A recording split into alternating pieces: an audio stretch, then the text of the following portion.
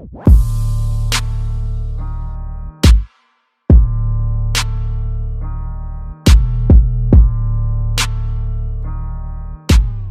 going on, fight fans? It's your host Sebastian, and welcome back to the Boxing Tip. Now, I hope everybody enjoyed last night's fights. Very exciting fights, very entertaining to watch. I know as a boxing fan, I was very satisfied with yesterday. But let me go ahead and start off by saying congratulations to Gervonta Davis for winning the IBF title off of a very good knockout win over Jose Pedraza. Now, I do have certain suspicions about this fight, and I won't lie to you guys. After watching the fight over a few times, something in that fight didn't add up. But I'm not going to go into what it was, but I will go ahead and talk about the fight itself and what I seen and what I liked and what I didn't like. First, let me just start off by, real quick, just by pointing out a few things that I didn't like. First off, I don't know what the fuck Jose Pedraza was thinking. He started off fairly well. Of course, Gervonta Davis's athleticism, and this is another big thing that I've been pointing out, to people in the comment section and, just kind of all over the place anytime I've ever, talk about this fight. Alright, Gervonta Davis, to me, still is not the more skilled fighter between Jose Pedraza and himself. Alright?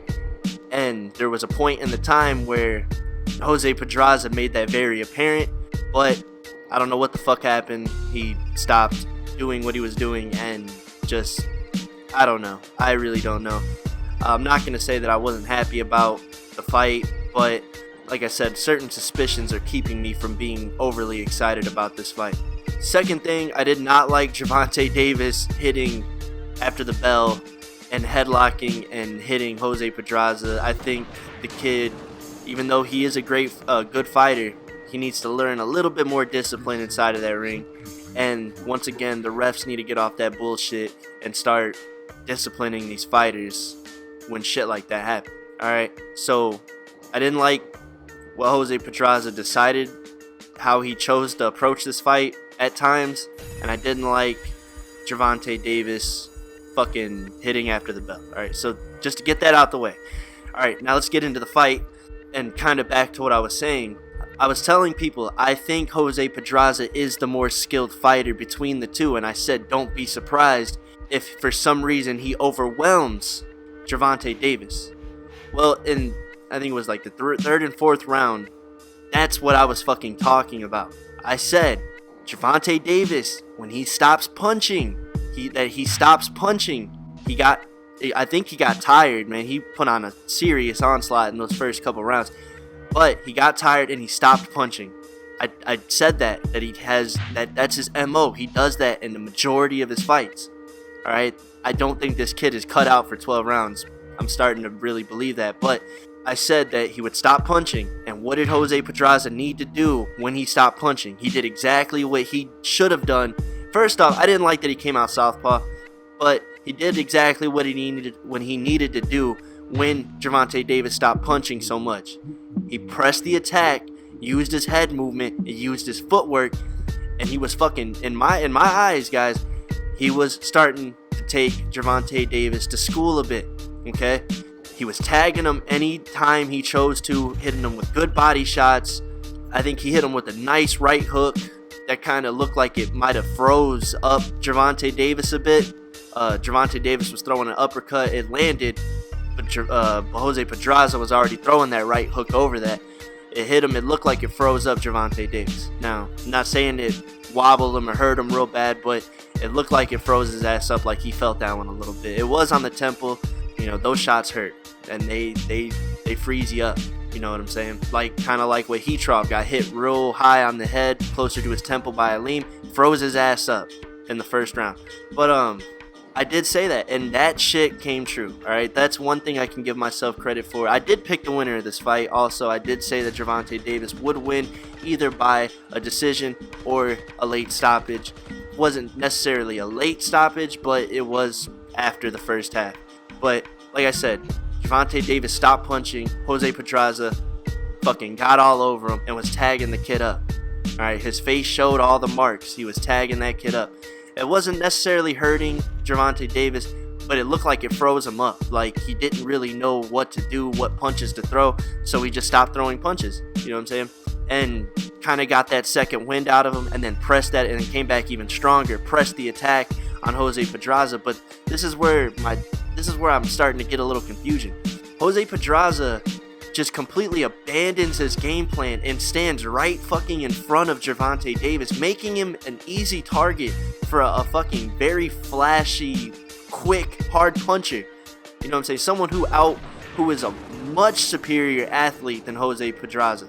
All right, Gervonta Davis's speed, his power, the physical attributes, the athleticism of Gervonta Davis, other than the footwork, because Gervonta Davis doesn't really have the greatest footwork, but that shit is the difference in a fight sometimes. It doesn't really matter who is the more skilled boxer, but I don't know what Jose Pedraza was doing. That dude, I've seen him in other fights. That was not the same fighter that I've seen in other fights. And I say this a lot, guys, you don't really know what's going to happen until they get into the ring. Well, I did not expect Jose Pedraza to completely abandon what he was doing correctly and give this fucking kid a chance to just wail all over him. I did not expect that.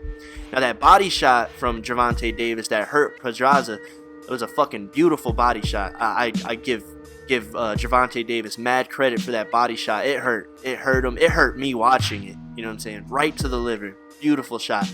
And I like to see that in such a young kid, someone who, who throws those punches down to the body. They understand that the body punching is an important factor in a fight, especially with the guy who moves his head a lot, is attacking at your head. It's good to get low, shoot that, shoot that punch down to the body.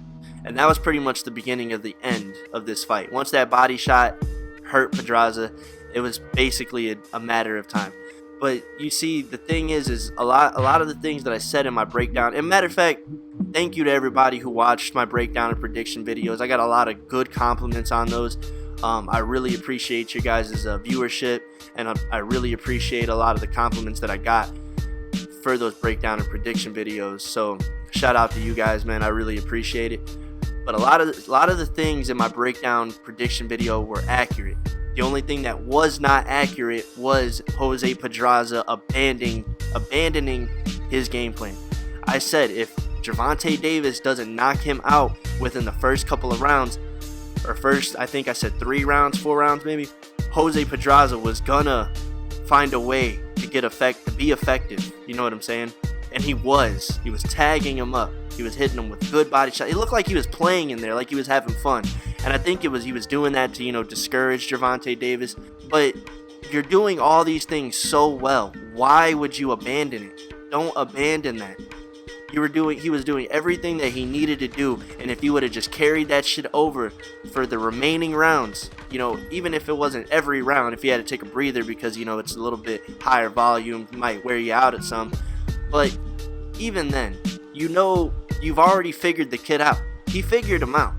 As soon as Gervonta Davis stopped punching, Jose Pedraza had his number right then and there, and was starting to fucking tag him up really good. I'm not saying it would have led to a knockout or anything, but nevertheless, he was overwhelming Gervonta Davis. It didn't even seem like Gervonta Davis knew what to do. He started throwing like random pot-shotting punches, and you know what I'm saying, and then just basically missing Pedraza a lot.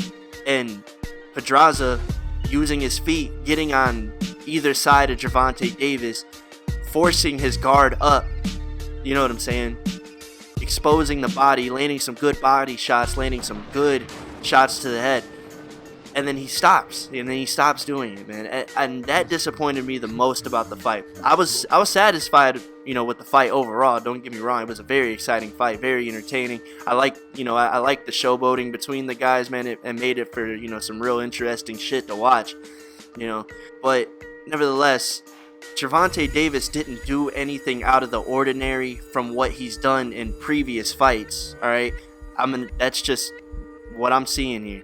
More so, Jose Pedraza showed up a different fighter than he was there for a little while, and then he left the building. You know what I'm saying? And honestly, like under different circumstances, if these fighters were to fight again, I might actually favor Pedraza to win the rematch. Maybe I still lean towards Tank, but I feel like it'd be a much more competitive fight.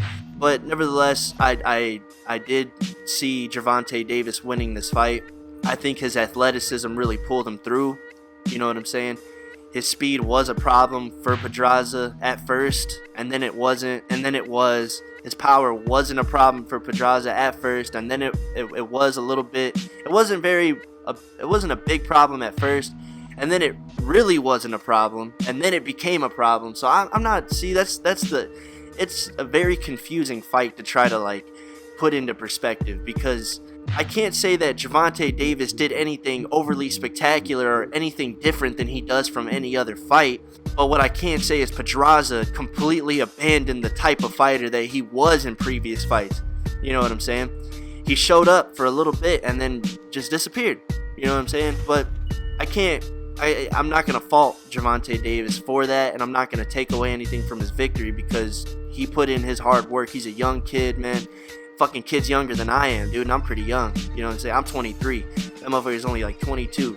You know what I'm saying? So I give major credit to the kid, man, especially for taking a step up, you know, with a guy like Jose Pedraza, who I feel is still a very skilled fighter.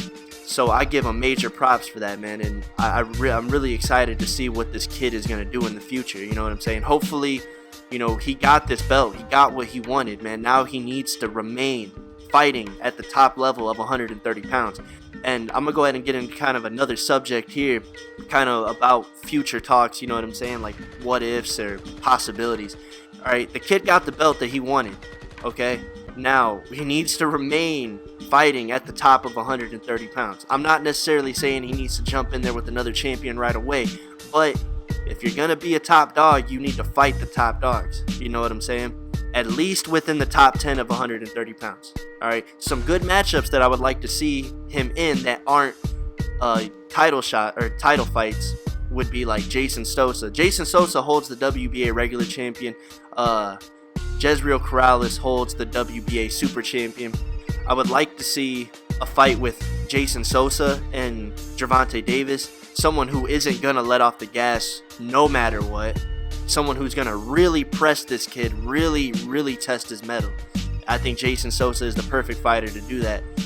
Also, a Nicholas Walters fight. I know a lot of people are not feeling too positive about Nicholas Walters after, you know, he quit versus Lomachenko. I don't really respect it that much either, but against a guy who is making you look like a trash fighter, you know, in a way I don't blame him. You know what I'm saying? But you know, boxing, it's the hurt business, man. You got to be a warrior. You got to be a strong motherfucker to survive in this game. So I would have liked to see something different from Nicholas Walters. At least he could have went out on his shield, but it happened the way it happened. Big deal. I still think Nicholas Walters is a problem for anybody at 130 pounds. Me personally, he's a good fucking fighter. I can't take that away from him regardless if he quit or not. I would love to see Gervonta Davis in a Nicholas Walters fight. Now that one's a scary one for Gervonta Davis, in my opinion. Nicholas Walters is a tough motherfucker, and he is a very good boxer. I'd like to see that fight. I think that'd be a very entertaining fight. I think that'd be a very competitive fight. Who else that isn't a titleist or isn't a title holder at 130? Oh, Orlando Salido. That would be another good matchup. Takashi Miura, another. Those are two more fighters, you know, similar to Jason Sosa that can really test this kid's mettle. You know what I'm saying? And they aren't going to just flop over on the first punch. I guarantee that shit. Alright, this kid is in a division of Shark Tanks. Now we can talk about some of the champions. Obviously, there's Lomachenko. Do I think this kid is ready for Lomachenko? Absolutely not. Hell no. I can almost guarantee that won't be competitive. Alright? And you guys are probably going to call me a Lomachenko dick rider or a fucking, you know what I'm saying, everything they say about, or a fanboy and shit like that. Alright, I'm a fan of Lomachenko for what he does in the ring, okay? That shit is undeniably beautiful. You know what I'm saying? I don't think this kid, if you compare the styles, I will see this fight being somewhat similar to Tbiso Manchuno versus Alexander Usyk. That's how I would see something. I could kind of compare it to that fight a little bit. You know what I'm saying? Given the styles matchup, obviously Gervonta Davis is and Tbiso Manchuno. They fight pretty different, you know, but the styles are somewhat similar. The overall style is somewhat similar. So I don't think he is competitive for Lomachenko right now. I think Lomachenko probably buck 20s this kid, or potentially stops him, or maybe even make him quit. You know what I'm saying? And that's just my reality. That's the way I'm looking at it. That's my perspective on it. Another title is Francisco Vargas, another tough motherfucker who will test this kid's mettle. You know what I'm saying? Who's not gonna let off the gas? Who's gonna go in there to try to knock your head off? All right. I think Gervonta Davis fares well versus Francisco Vargas, given the stylistic matchup. Vargas is there to be hit. Gervonta Davis, very flashy puncher, very hard hitter, very speedy guy, man. Very, his speed's on point.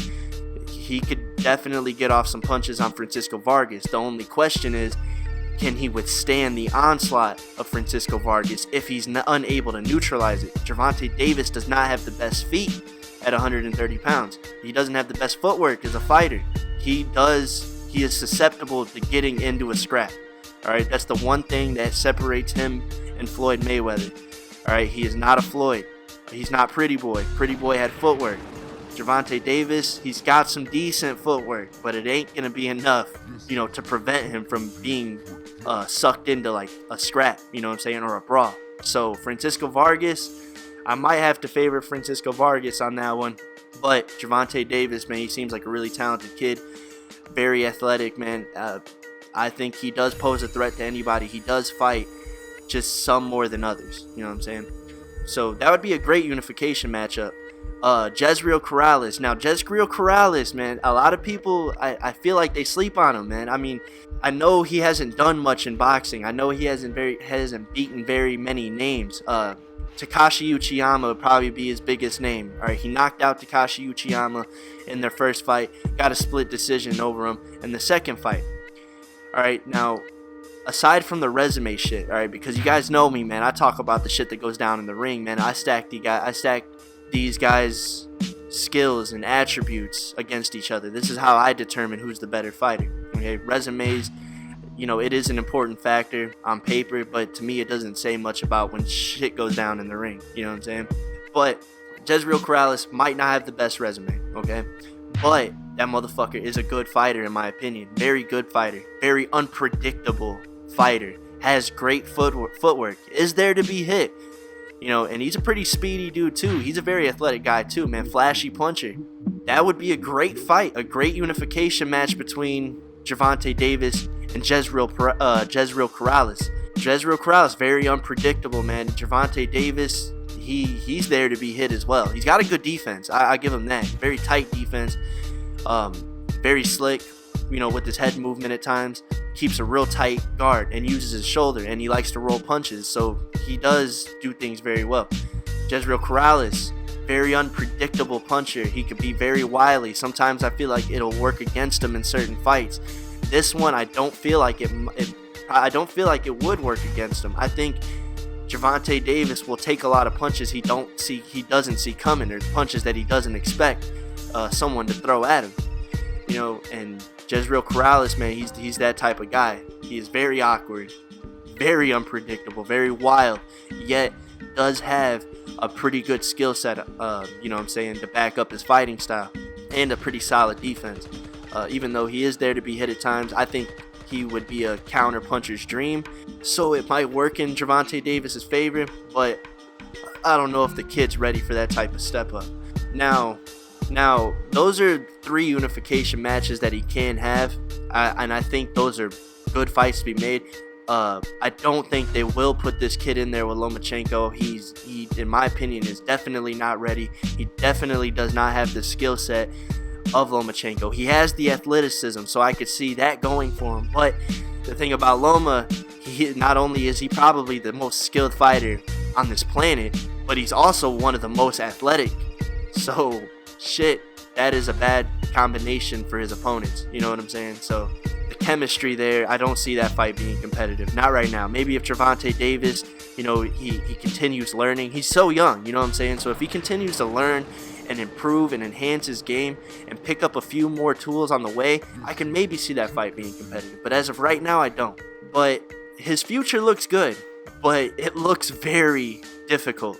If he decides he wants to campaign at 130 pounds for a majority of his career, he is going to have a very difficult career. And if he doesn't fight any of those guys, at least top 10 130 pounders, and he isn't taking on the top competition, then maybe he was not ready to get this belt.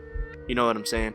I don't want to see him fighting lesser opponents. The kid is good. I think he deserves to be in the ring with other top 130-pound fighters. So that's where I would like to see him fight. Or if he takes on a relatively unknown fighter, you know what I'm saying, who might still be on the come up, clearly I won't think that guy deserves a title shot. But if he stacks well against him in a skill sense, in an attribute sense inside of the ring, then I wouldn't mind seeing the fight. You know what I'm saying? As long as he's taking on tough challenges or competitive fights for him, not fighters that he's necessarily going to whitewash, then I won't mind that. But eventually I'm going to want to see him fight some of the other top dogs at 130 pounds. And believe me, they are some fucking dogs at 130 pounds. This kid has a very difficult future ahead of him if he wants to establish himself as the best fighter at 130 pounds, because right now he definitely is not. He's definitely not proven enough. Beating Jose Pedraza, I give him major credit for, because Jose Pedraza is a very skilled fighter, but at the same time, he's gonna have to do more than just beating, who is potentially the weakest link out of the 4 champions in 130 pounds. Okay, so I like the kid. I'm a fan. I'm a supporter. I'll definitely watch his fights. I'll definitely back him up. But as a boxing fan, I pray he doesn't let me down as far as the fights that he chooses to fight. You know what I'm saying? If it's a top 10er or even maybe top 15, then I'm not gonna mind so much. You know what I'm saying? But if he starts digging into the, top, lower 50s and shit like that, or the 50s, the 40s, and even the 30s, then I'm going to have a little bit of issues with that. You know what I'm saying? I like the kid right now. I really do.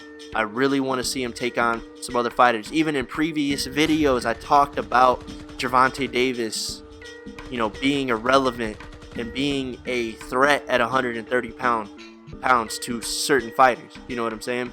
To particular fighters. So I definitely want to see him taking on the challenges at 130 pounds, because he picked a very hard division to campaign at if he wants to establish himself as the best fighter at 130, okay? But if he decides to move up to 135 pounds, man, he's still got some motherfuckers to deal with up there. There's Mikey Garcia, Dejan Slatisny, Felix Verdejo, Terry Flanagan. You know what I'm saying? Either way he goes, or even if he drops down in weight, that motherfucker is surrounded by good fighters. So he's not going to have a lot of excuses for not fighting top fighters. You know what I'm saying? He's a young kid, man, but he wants to fight amongst the big dogs. He's going to have to challenge the big dogs at some point.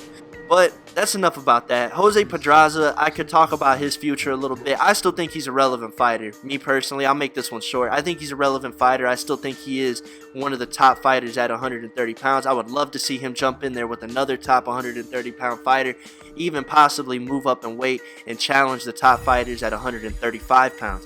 I still think I don't think this loss sets him back too much, yet I am starting to question his morale, his morals, his principles. You know what I'm saying?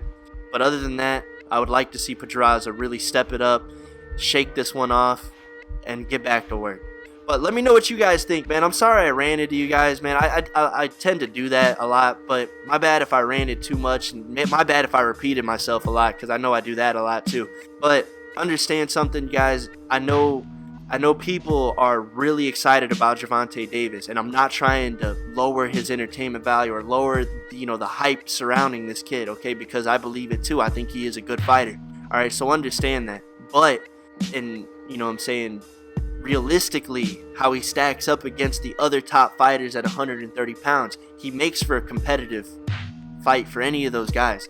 Maybe not Lomachenko yet, but sometime in the future, maybe that will go down.